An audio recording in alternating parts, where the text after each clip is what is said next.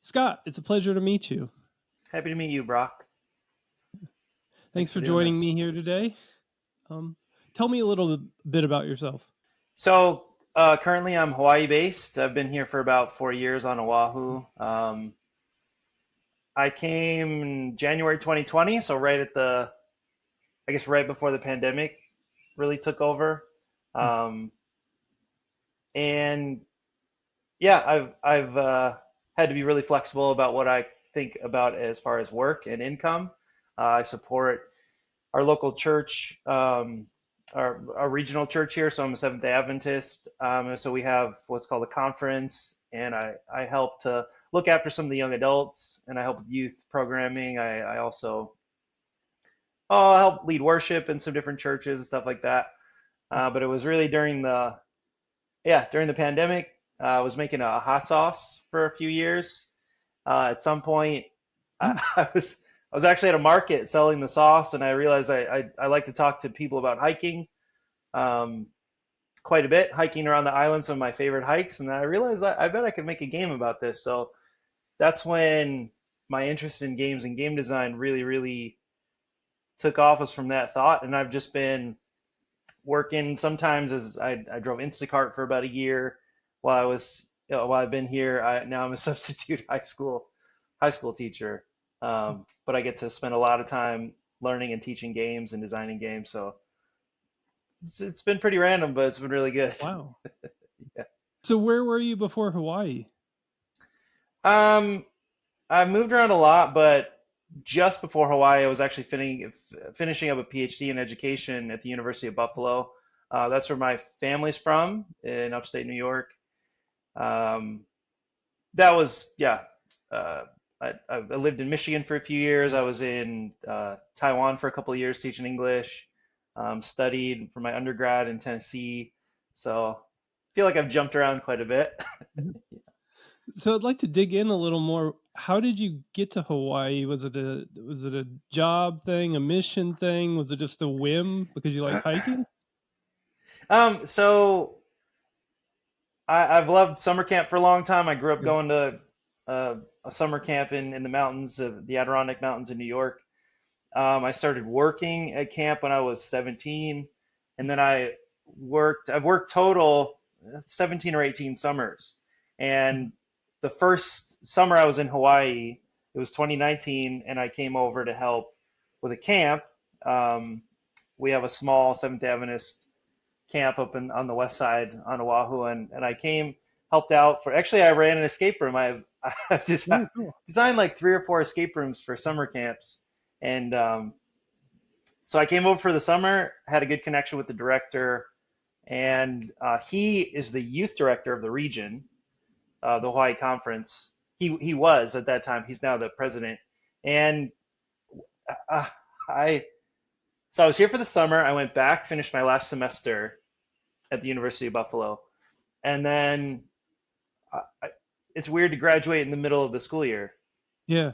I defended in January, and then I knew that I would be looking for work or another research project or something. I Mhm. reached out to my friend Eric, who's the youth director, and he said a spot had opened up. They host interns, they host intern youth pastors every year, a group of them. One had left early, so Eric said I could come over and have a place to stay for free and a vehicle to use while I looked for work. He said it'd be really easy to find work. And anyway, and then I haven't left in any meaningful way yet. So it was summer camp was my foot in the door, and then a need, that is to say, an awkward time to graduate was was my motive. And then of course, COVID shut everything down, and we were Yeah. stuck here um, to have a nice time. While a lot of people are struggling, we shut down. A lot of people were really careful. Anyway, and just didn't have a great reason to leave, and now I love it. Oh. How does it Surprise. compare with what you had in your mind? I think I do get out and enjoy the place itself. I think Mhm. uh, I have very few expectations because, like I said, I've lived internationally a few times actually, and so I think I got used to the idea that no matter what, I'm always going to be surprised. Um, so Mhm. it's nice to just show up and just see what happens. So what I've been most pleasantly surprised by um, is being drawn into the community. It's difficult in some ways, especially for people who move, you know, move here, don't have many connections. It's Yeah. difficult to get any kind of deep roots with especially local people. Mhm. Not their fault. There's a lot of turnover here, but I'd say community-wise, and finding this love of game design, it's not so much about Hawaii, but it Yeah. was about my season here. The opportunities to be with the Mhm. people through COVID and stuff. I like Hawaii's beautiful. I'd love to host people who come through if I get the chance. But it's been more of an adventure about community, I think, than the place itself. Oh. What's your relationship with games? Did you grow up as a gamer? I would never have identified myself as a gamer until maybe probably it's about 2 years ago that I got serious into hobby gaming. Um, Mhm. but yeah, so I grew up with um, some classics. We played a lot of Rummy Cube. In my church, there's a game called Rook. I don't know how many people know it. I think it's common among Baptists as well, or something like that. Yeah. Yeah. Okay, because we weren't really supposed to use like My yeah, parents played Rook. we weren't So supposed to play with poker that was cards, like right? exactly, exactly. So, but Rook Yeah, was okay. the Rook was totally fine. So I grew up with a lot of Rook, and other just like really common stuff, and then some Bible games. We had Bibleopoly or whatever. Um, but I, I I can see that I've always been interested in that kind of setting, the kind of situation that Mhm. games provide. I've certainly always enjoyed puzzles. Like just practical jigsaw puzzles. Mhm. In the wintertime, I'd be puzzling with my mom. You know, we still do that when I'm home. In fact, my parents are here visiting right now, and Oh, nice. yeah, they're here for the month, which is really cool. But we enjoyed puzzles and games, and I was exposed to some hobby games going through school. There was a family at summer camp a long time ago that first showed me Catan, and but I had a really negative relationship with something like strategy. Like I Mm. felt to be honest, it's been a pretty deep experience for me, because I've had a lot of self consciousness around my identity in terms of like intelligence and whether or not I'm Uh-huh. smart and stuff like that. And so my real transition came when I was teaching a writing class at the University of Buffalo, and I I was writing about teaching about argumentation, and I Mhm. realized you can actually take it's a good way to think about arguments and taking positions is to think about literal material position, like if you're on a court somewhere and you're standing Mhm. somewhere, or Yeah. if and I ran across chess videos. I'd never seen speed chess before, so I started playing. Found a couple apps. I started seeing that there was a whole culture and a language in a like there was a way to think about chess that was just about like you actually had to study it and actually do the like play like just get reps in. And so now I've played chess on my phone, like games on my phone, probably like 15,000 games or something like that. And that was my real shift into just like understanding that it's really about repetition. It's not about I'm just stupid, you know. Uh, you know. So So anyway, yeah, that was a big help, big change for me. let me just dig into something. You have your doctorate, right? Hmm. Is that what you said? S- Yeah. So you have your doctorate, and and the enemy's still telling you you're stupid. How funny is Is that that? right? Yeah, I remember a, a few key moments. Mhm. Um, One of them was being admitted into some kind of. I went to a very small Christian school when I was in elementary school. I was admitted into the a little advanced math class. There were three people in my grade, and I was like in the advanced math class. And I felt really good about that. But then by the time I got to high school, later on, I think my junior year and senior year, math didn't make any sense to me. I didn't have the intuition for it, and I didn't know how to think about it or talk about it then. And so I wore that as a kind of as proof that I wasn't very Yeah. smart. I mean, uh, yeah, yeah, it's been a really powerful and very active lie in my experience, that I wasn't good enough, and that in some ways that had to do with my intelligence, my processing. Um, so yeah, I mean, yeah, I think having a PhD is evidence of some persistence, of the ability to push through, to think creatively, and so yeah, I'm sure intelligence is a part of that, but um, yeah, I just think very differently about how about value, about identity, and about intelligence now, partly Yeah. having to do with games. So Yeah.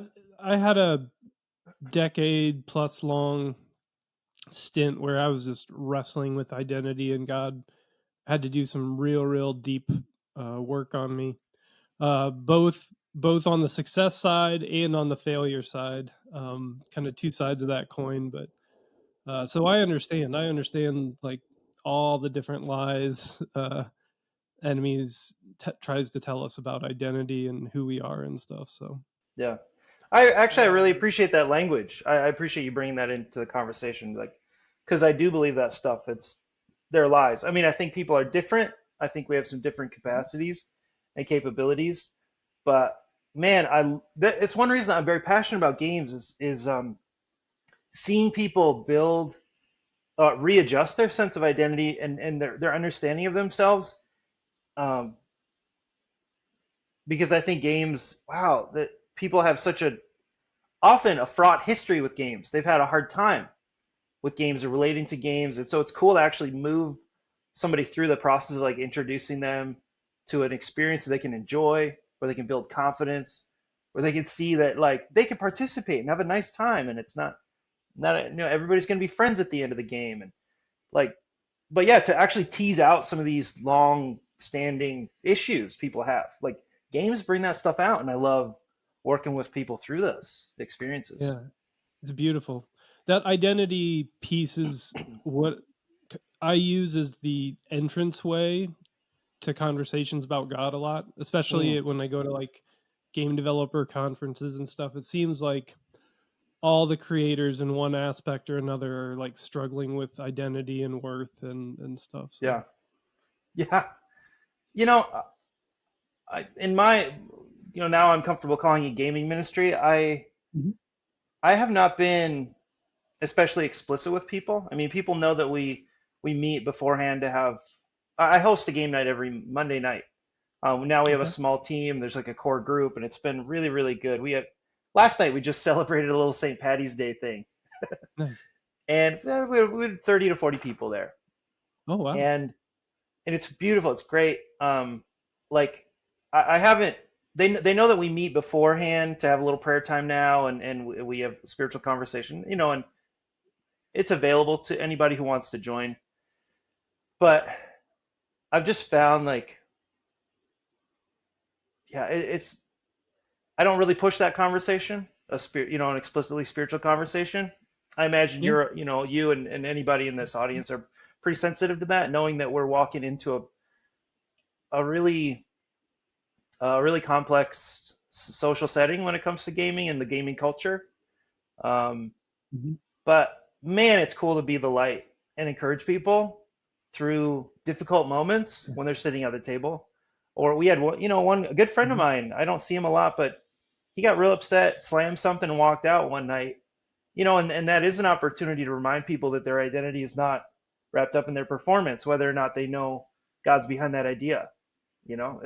Like it's been really cool to Yeah. speak truth over people like that.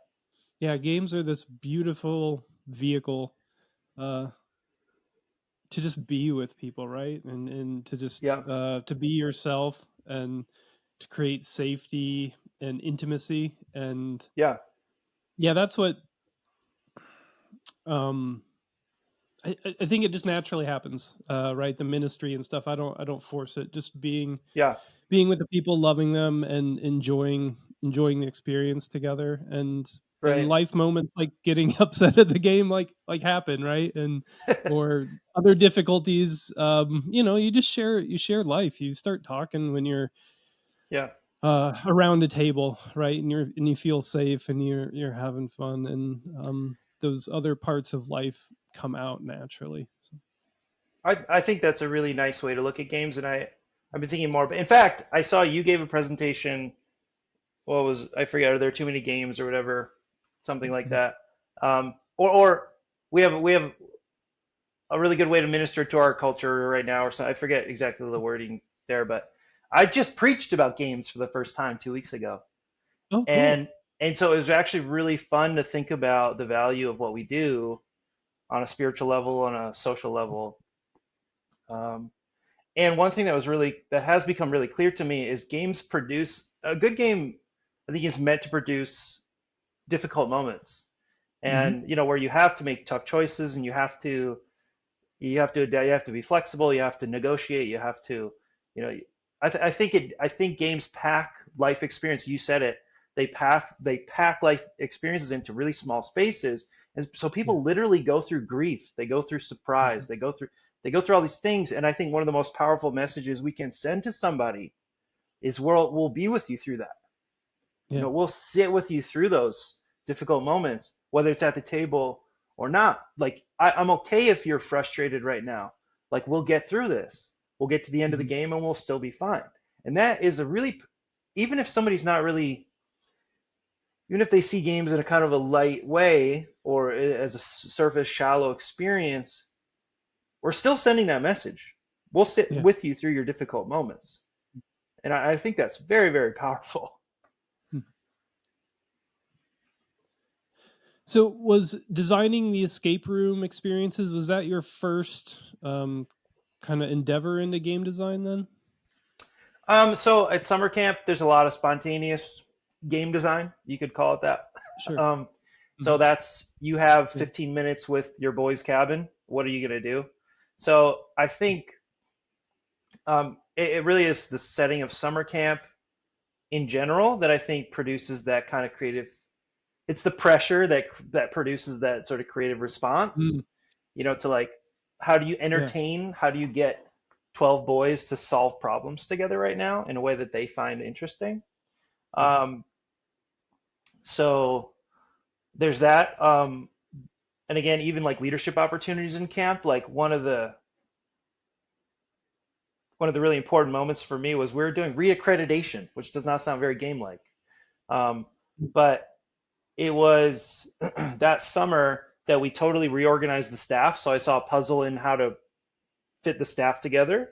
That was a game for me, and to Hmm. build models and a structure where yeah,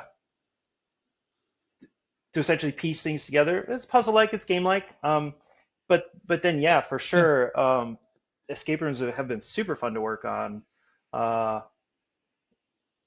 so that's just a part of more being more explicit about making this fun for Yeah. sure. I'm curious on the escape room, what did you learn through that experience? So I think it was one way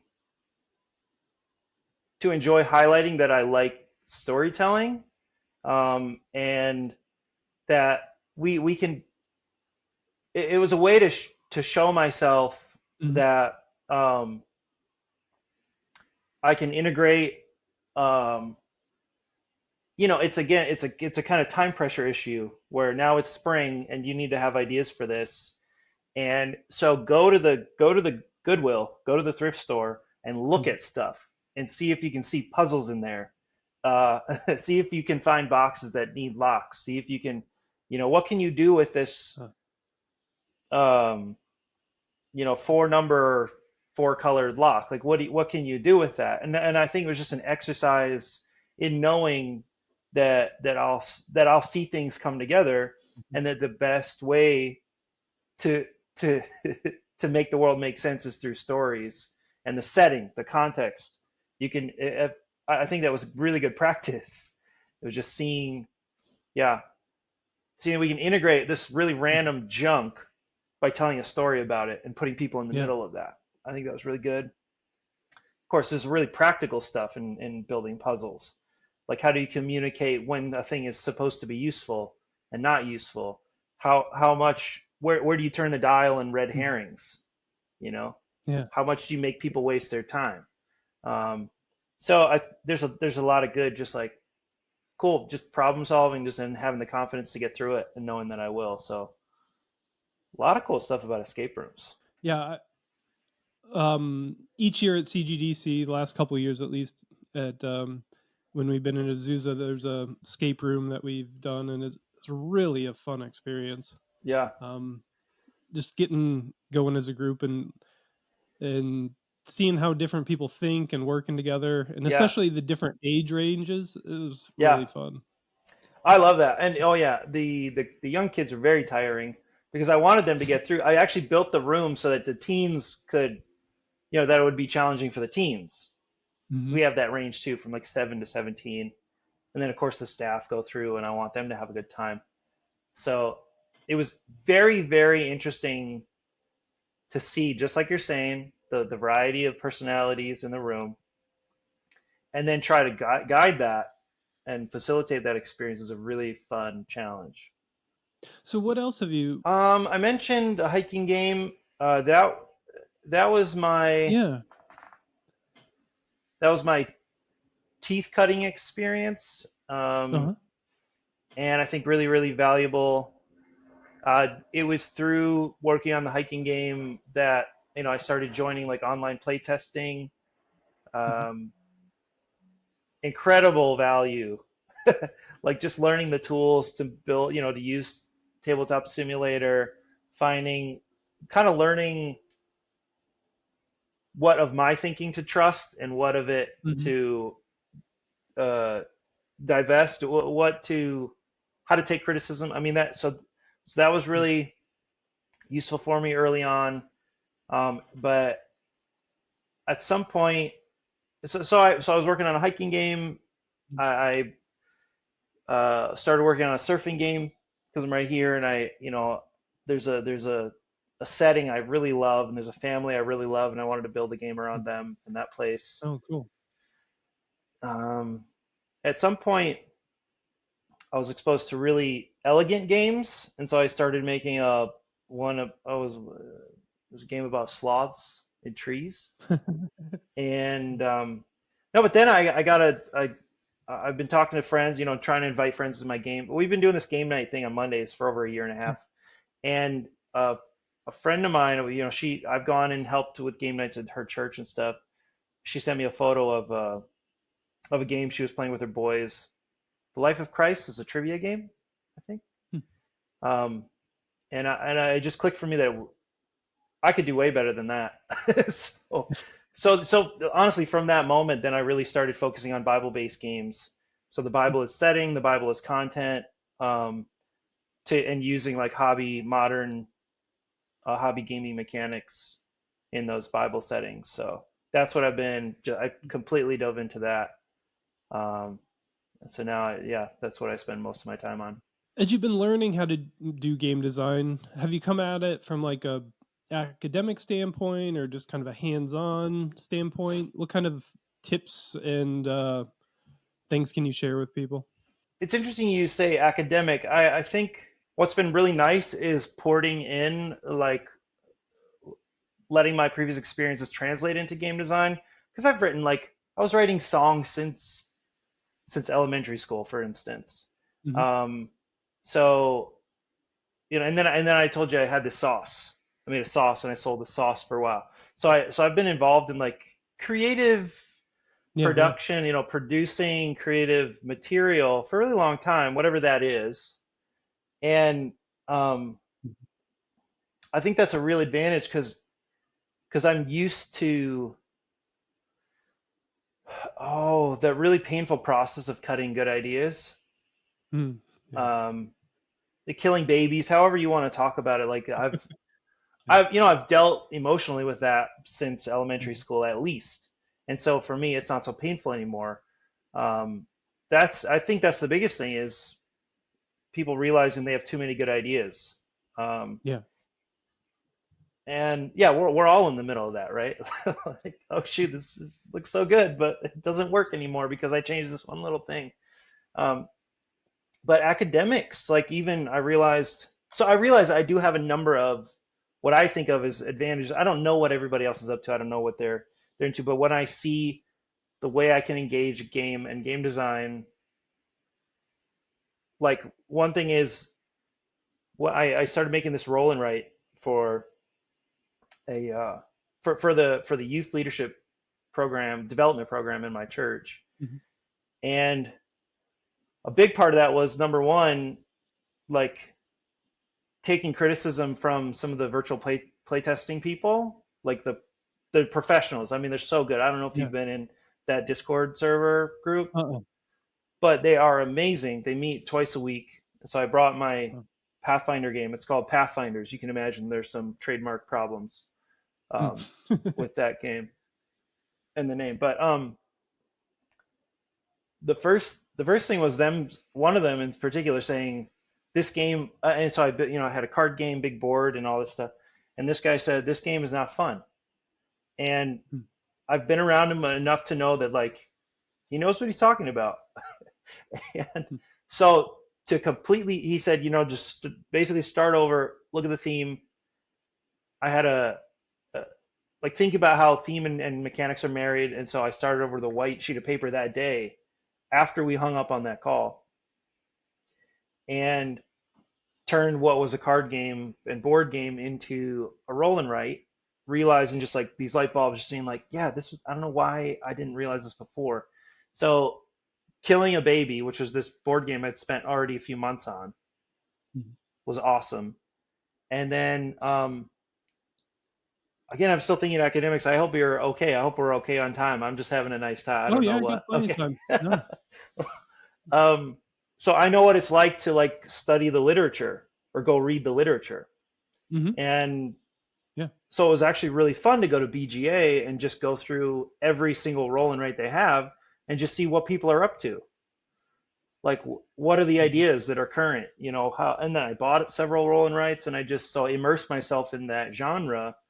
And that is a very academic approach. I realize other people do it too. I mean, people Yeah. who, aren't doing grad school or whatever, but I realize that's a skill set. Mhm.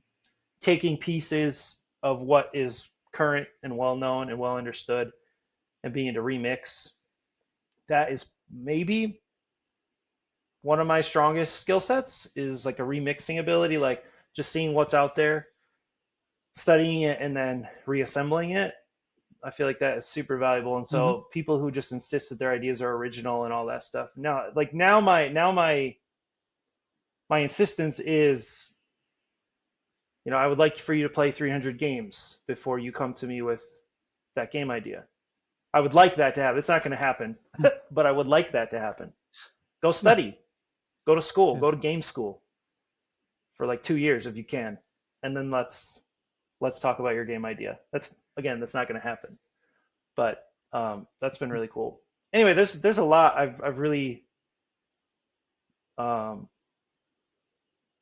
I've learned so much over the last 2 years. But one of the things is like how as Christian game designers how meaningful what we do is, and it's always important to keep that in mind. That what we're offering is very very Mhm. meaningful. It's not just fluff. That keeps me motivated for families to enjoy moments Yeah. together that they can be excited about. These games that they can help work through their issues as a family. Have create meaningful adventures together. I think it's really beautiful and it's very important to keep in mind. Um, but there is almost nothing good out there for Christians. And because of that, we have so much Mm. work to do, and it's not as hard for us. I don't think so.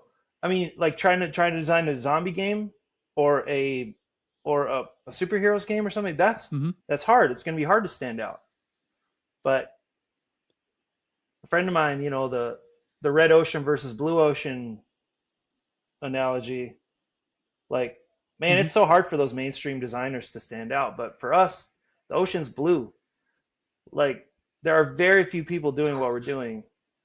and there's so much opportunity there. So that is super important to keep in mind too. Like the Christian families will support us, you know, and there's a lot of them out there. Have you been able to start cultivating those like mailing lists or an audience? That seems to be a huge challenge for a lot of like independent developers, just finding an audience, connecting with it. Yeah, a little bit. I can't say I'm very strategic or or,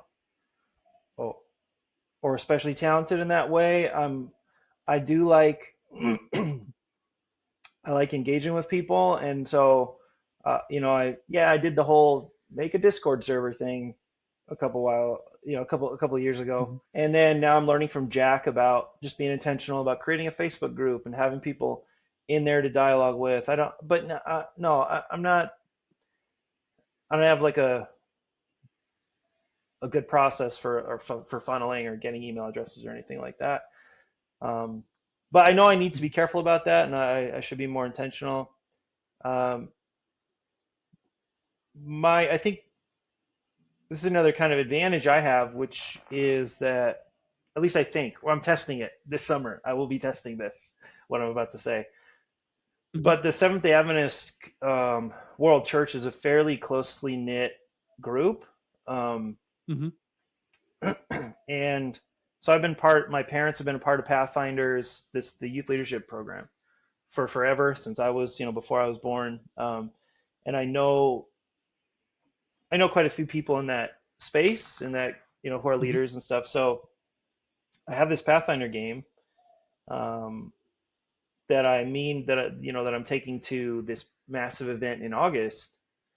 Oh, cool. 60,000 people internationally. They're going to come. We'll have a booth, but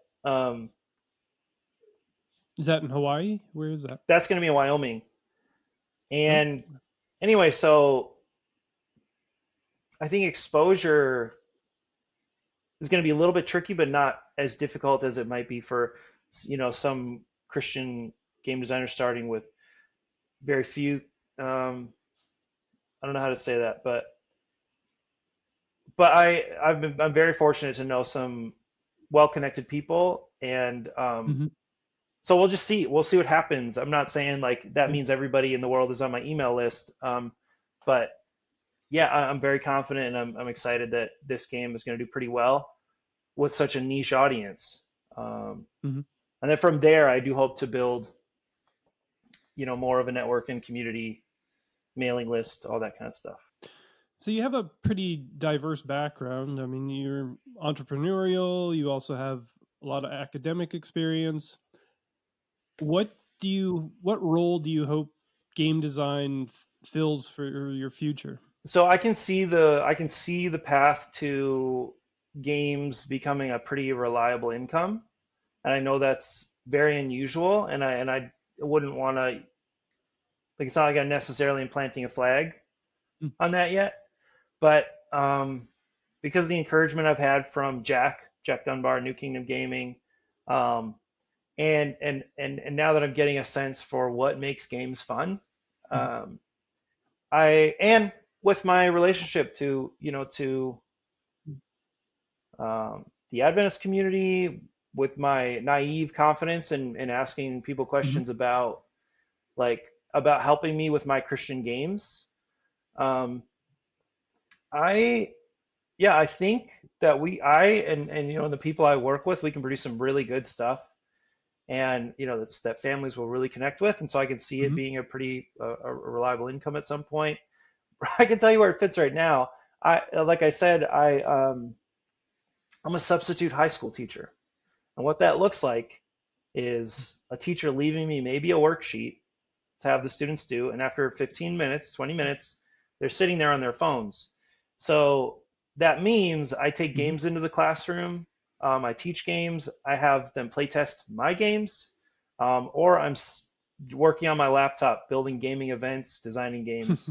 So I'm very excited about this moment for me. I don't think it'll last forever. I do expect I'll teach at university at some point. I may, however, really dive in. I am acting as if I'm diving in and treating this like a full-time Mhm. thing, game design, because I still have this relationship with the church where my bills are not so high. I have support from my parents. They're excited about what I'm doing. I'm a single guy. I think that's a huge aspect of my experience. So where I can really dive in. So yeah, I'm giving it my best go right now, and I'll see what happens. As publisher and designer, I like both. I like both avenues. So do you think you'll self-publish? Yeah. So this Pathfinder game, Hmm. we're calling it Pathfinders, a campfire roll and write.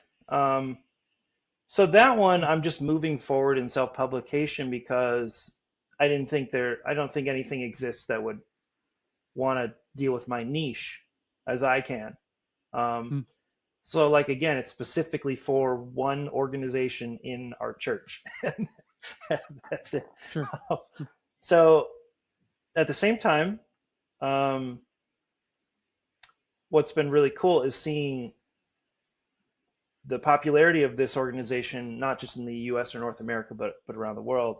And so I think publishing this game and others like it, first of all, I don't think anybody else is going to do it. And I can, so I Mhm. probably should. And I think I can do it pretty well. So yeah, so this is self-publication, Kabeltop Games, um, and I'll see what my other designs, what's going to be the best venue for them. It might be working with Jack with some designs. It might be bringing him and other people on board to help me with some more niche projects. I don't know. Yeah, but yes, this is happening. I am self-publishing. So it sounds like Pathfinder's game is pretty close to publishing. Is that correct? So again, with the help of Jack, the virtual playtesting people, um, and then now the Pathfinders and families and friends who are helping me playtest, we have to the point where I just sent off files to Nice Funny Games Mhm. to go through the sampling process. Now I just have to pay for it. And then, yeah, from there, I'm working with Tristan Rossum, who's been amazing. I don't know if you've seen his illustration. Um, Oh. but so we'll get the samples in the next couple weeks, fine tooth comb through that, and then yeah, be on schedule to have at least 1,000 units printed by hopefully July. Awesome. That's the program. Congrats. It's a good adventure. Does, yeah, does Kickstarter figure in anywhere for you on that? I like that question. In a way, it has recently become started to feel more um, viable as just a small outlet. Uh, Hmm. and that, you know, and because again, just thinking through niche audience questions, I don't trust Adventists on Kickstarter. So I'm what I'm doing there is actually I'm partnering with Pathfinders and Pathfinder clubs if they're interested to sell Hmm. pre-orders for me.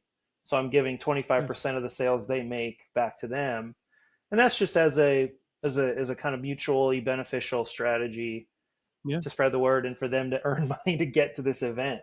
Hmm. So that's my Kickstarter. It hasn't really taken off yet, but we'll see what happens over the next couple months. But I will be releasing a print and play version for sure after this main release in August. Um, super low threshold. I forget what you call it, but a goal, maybe 100 Hmm. bucks. You know, $4 to $5 print and play kind of a thing. So I'll try that out, see how that experience is. I think that'd be cool. Where are the other games that you talked about, the like the hiking game and the surfing game and the sloth game? Are you going to circle back to Yeah, those? yeah. My I feel like I'm in that kind of creative whirlpool where I kind of get back to Mhm. things eventually. But a Yeah. lot of us are in this situation, right, where we have Oh, 10, totally. 10 prototypes or more. Mm. So I'm very interested in finishing the surfing game for sure. The hiking game, oh, I need to thinking of circling back. The hiking game was was figuring more prominently in my schedule, I emailed All Trails. So, Hmm. so yeah, the app um, company. And what I think I found is after about a year's worth of design work, I cut a lot of stuff down to where it's a very, very simple card shedding game. And so my vision, my hope for that Mm-hmm. is that somebody like All Trails picks it up, or maybe even the park system, and they offer Mm-hmm. the game as an educational tool that most anybody can learn and play in a few minutes. So um, All Trails was too busy at that time, I guess. But I did get an email back, and anyway, yeah, I'd like to see that happen. But my focus for sure right now is Christian, Bible-based, faith-based games. One last question. What does it mean to you to be a Christian that makes games? Part of what it has meant to me is just that continual reminder that I don't know what's best for myself all the time. I would not be able to predict my interest in this Mm. hobby, in this experience. So I just appreciate that God is willing to push me and surprise me with these things. But the more reflective I am about what games offer, that on one hand, I've been placed in a situation, in a setting, at a time where what we're doing, there's a lot more interest in it, where we can reach a bigger audience than ever before. I mean, now that Yeah. hobby gaming is really exploding, and it has been, I guess, Mm-hmm. maybe over the last 20 years, 30 years, but I mean, even more now than ever. So we have this ability to strengthen our voices of faith in a hobby, in a culture that is having a lot of challenges with faith and identity and truth. So I love the packed experience that a game offers, and like as I described before, that we can enjoy and sit with people through these ups and downs. So it's an access point into people's lives that we manufacture through a game at the table. But then, yeah, with these other layers of, wow, this is beautiful. There's so much interest Mm-hmm. in this at this time, and and there's not a whole lot of great content for people to enjoy. There's just so much cool opportunity as a Christian Mm-hmm. game designer. Scott, I've enjoyed our time so much. Is there any place you want to send people to? I have one of those free Square sites, so it's Uh huh. that long URL of like it's like Kabeltop Games.square.site, I think is one, but I'm at Kabletop Games on Instagram. Uh, Okay. and what SDKABEL is my personal Instagram. So it'd be great if anybody wants to, they can reach out to me at either of those two places, and we can connect and co-design, or I'm happy to offer feedback on what other people are interested in, what they're working on, and would love to join what you guys are doing. Um, so yeah, those are a few different places people can get a hold of me. Sweet. I'll put links in the description down below. And Thanks a yeah. lot. Appreciate you, Brock. This is a cool little thing. I mean, it's always nice just to clarify what we're doing through words. I think is a good exercise. Um, Yeah. and I am really glad and hope to see a lot of growth in the tabletop segment of the conference.